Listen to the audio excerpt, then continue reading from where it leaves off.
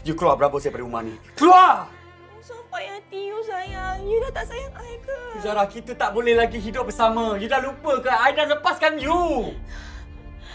I tak percaya benda tu. Terima je lah hakikat, Izara. Yang kita tak boleh rujuk balik. Kalau you masih tak percaya, you tak boleh terima lagi. You boleh pergi pejabat agama. Tanya sendiri. No! No! No! I tak percaya. Inilah hukuman you. Sebab you terlalu kuat sangat cemburu pada I. You tak percayakan I. You ikutkan hati you, perasaan you. Tapi you masih sayang I kan? Tak. Sikit pun tak lagi, Zara. Sikit pun hati I, perasaan I dah hilang untuk you. No, you tipu! You tipu! Kalau tak, kenapa you biarkan je polis tak tangkap I?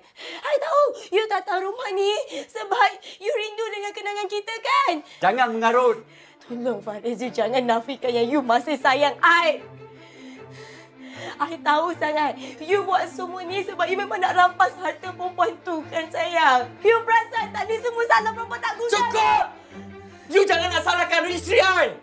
Apa yang jadi semua ni salah you. Punca semua sebab you, Izara. No! Kan salah I. Salah perempuan tu. Perempuan tu dia rampas suami I. You nak I duduk diam macam ni je ke tak buat apa-apa? You dengar baik-baik I takkan lepaskan perempuan tu. You keluar berambut saya. No, Fadil. Suka.